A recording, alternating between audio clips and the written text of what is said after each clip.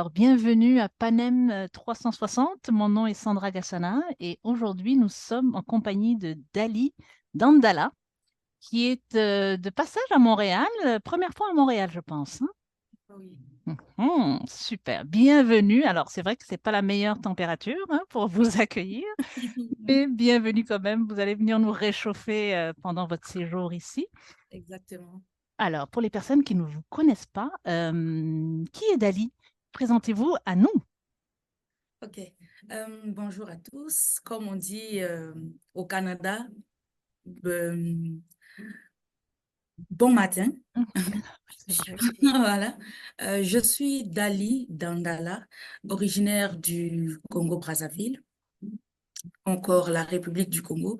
Je suis artiste, chanteuse, danseuse, percussionniste et on peut dire comédienne aussi. Voilà. Et voilà, je suis de nationalité congolaise. Voilà. Euh, Super, très très bien. Alors justement, ma première question, c'était exactement ça. Comment vous arrivez à jongler avec toutes ces facettes, hein, de danse, de percussion?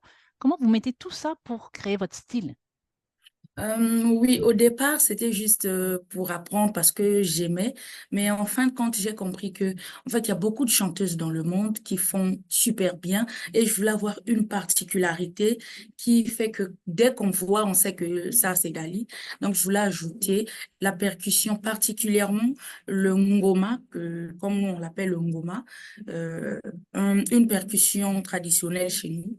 Et j'ai associé ça et généralement, je ne trouve même pas que ça, en fait, c'est même pas un corvée. C'est juste que je sais que quand je dois chanter, il faut un petit rythme pour m'accompagner. Tout vient naturellement. Je fais pas beaucoup d'efforts.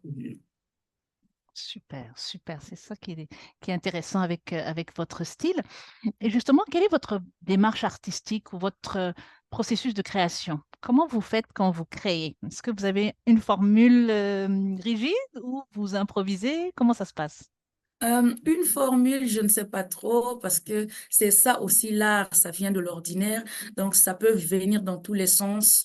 Je peux être dans un moyen, par exemple là actuellement, avec le froid qui est là, ben, j'ai pensé déjà à écrire un morceau parce que oui, c'est la première fois, c'est pas la première fois que je vis l'hiver, mais au Canada, c'est un autre niveau.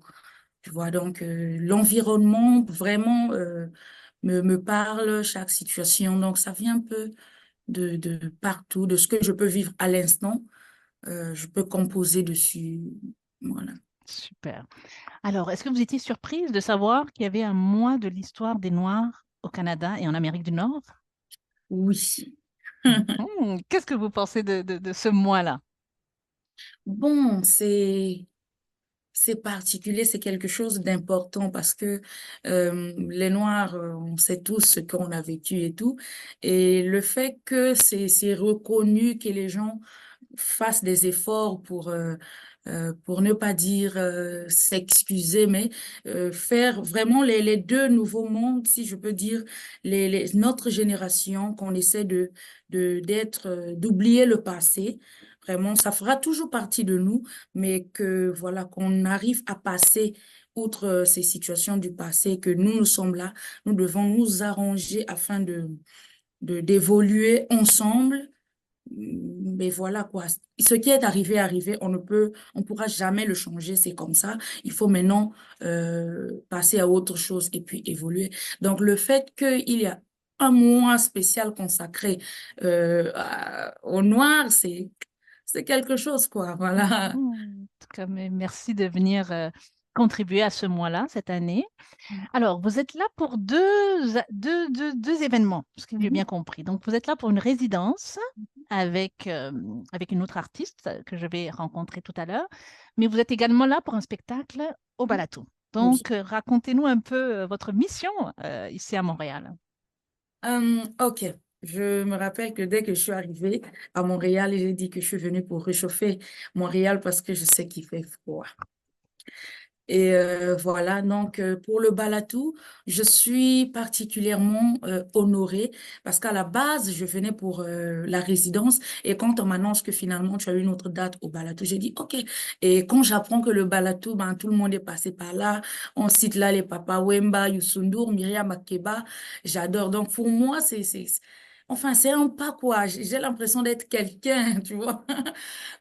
Et donc, oui, j'ai hâte. J'avais envoyé mes musiques depuis un moment déjà. Les musiciens ont travaillé. Nous avons répété et c'était super. Les gars, ils savent. Enfin, bref, c'est comme si je jouais avec mes musiciens du pays, tu vois un peu. Donc, c'est excellent et je pense que ce 2, ça va être chaud. Alors, vous avez déjà commencé la résidence. Comment ça se passe pour le moment, la résidence? Pour le moment, pour être vrai, c'est que c'est un peu difficile parce qu'on a beaucoup d'informations qu'on reçoit comme ça. Vu qu'on est trois artistes, voilà, donc chacune de nous a des trucs et on doit apprendre les langues, chanter dans les langues des autres, apprendre certains rythmes et ça fait beaucoup de d'informations au même moment. Mais oui, on arrive à capter parce que on enregistre, donc facilement à la maison, tu peux réécouter et tout. Et je pense qu'on avance très bien, moi. Super. Et vous avez découvert aussi les communautés autochtones, hein, les premiers peuples au Canada.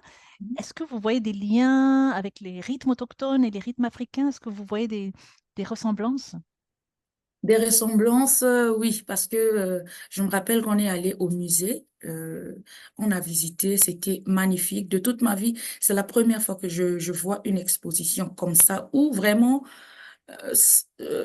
généralement, c'est ennuyeux pour moi venir regarder des tableaux, mais là, c'était vivant. On avait l'impression que tu vis le moment présent et c'était magique. Et on a la chance de travailler aussi avec une autochtone, Laura, qui est avec nous. On découvre aussi avec elle que voilà, on a beaucoup de... En fait, on est les mêmes personnes. En fait, c'est la même chose, mais qui change un peu par rapport à la distance de nos continents ou de nos pays, mais vraiment, euh, on se comprend, c'est facile. Quand elle a une idée, elle propose un rythme, on comprend que voilà, si elle, elle joue comme ça, moi, je peux intervenir comme ça. Donc, c'est vraiment, voilà, on arrive à créer quelque chose, bien que c'est difficile. Elle découvre parce que nous, les Africains, c'est beaucoup plus dans la technique, tac, tac, tac, tac.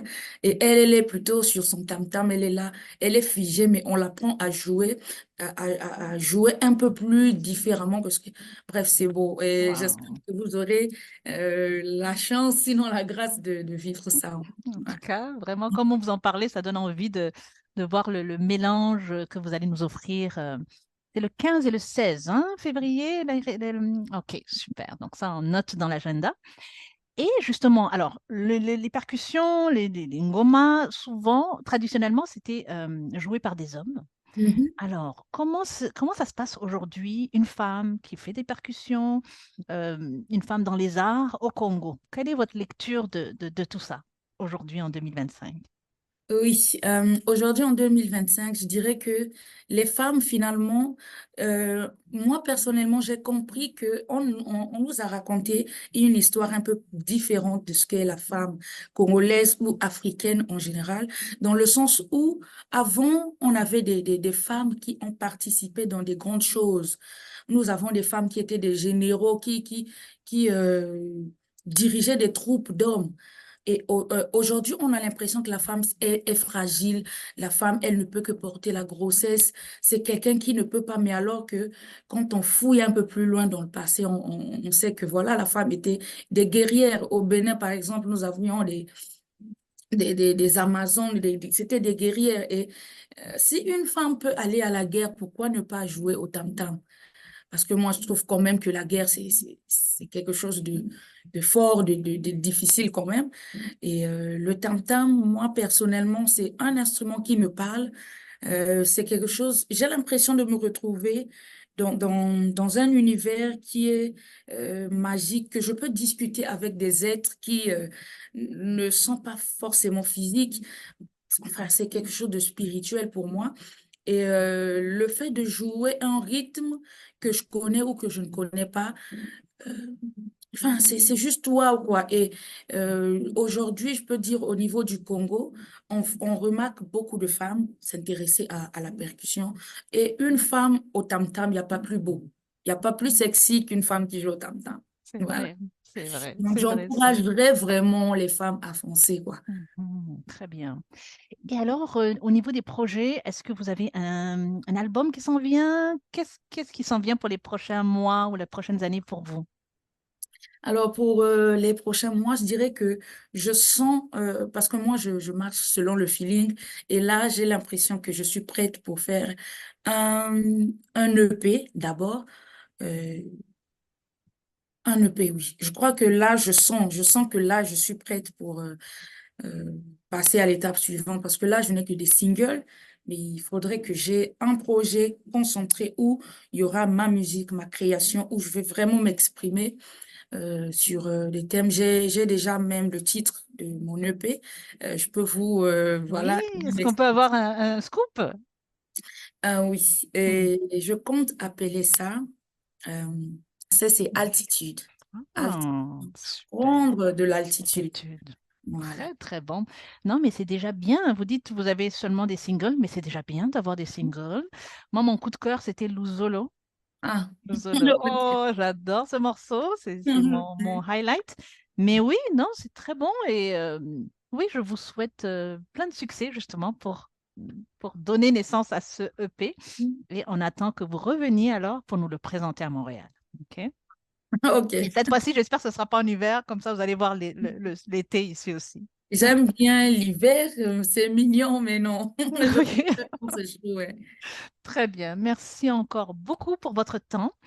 On va vous suivre alors non seulement le 2 février au Balatou, mais aussi le 15 et 16 février au musée McCord, si je ne me trompe pas. C'est là-bas que ça va se faire. Merci encore. Bienvenue à Montréal. Merci beaucoup. Merci beaucoup. Au revoir. Au revoir.